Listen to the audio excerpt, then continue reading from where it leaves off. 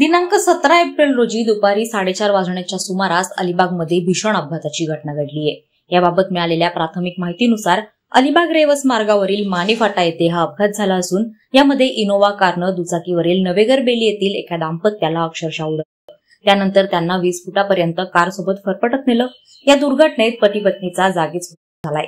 दुचाकी आणि Innova car क्रमांक MH02 DJ8121 या वाहनांमध्ये हा दुर्दैवी अपघात झाला। या घटनेची माहिती मिळताच अलिबाग पोलिसांनी घटनास्थळी धाव घेतली, मात्र तोपर्यंत प्रचंड जनक्षोभ उसळला होता।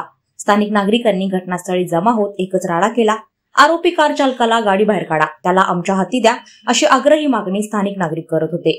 मात्र कार चालकासोबत असलेल्या 8 ते 10 महिलांनी कार चालकाभोवती सुरक्षित कडा बनवून त्याला उसळलेल्या स्थानिक नागरिकांपासून सुरक्षित ठेवलं होतं।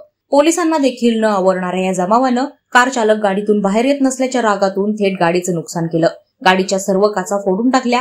यामुळे परिसरात तणावाचं वातावरण निर्माण झालं होतं। अपुरा फौजफाटा असल्यानं जमावाला नियंत्रित करण्यात पोलीस देखील अयशस्वी ठरत होते।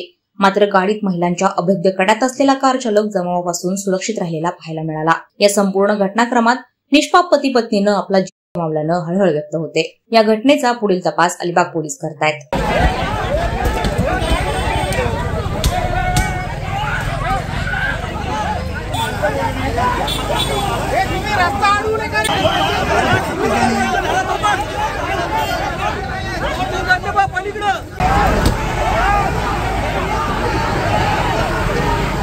त्याला बाहेर होता 2 मिनिटं बाहेर सोडत नाही।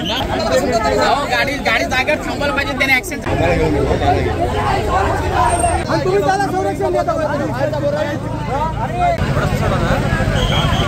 नवी मुंबई व रायगड जिल्ह्यातील ताज्या बातम्या आणि घडामोडींसाठी सबस्क्राईब करा वादळवारा लाईव्ह चॅनल आणि दाबा बेल आयकॉन।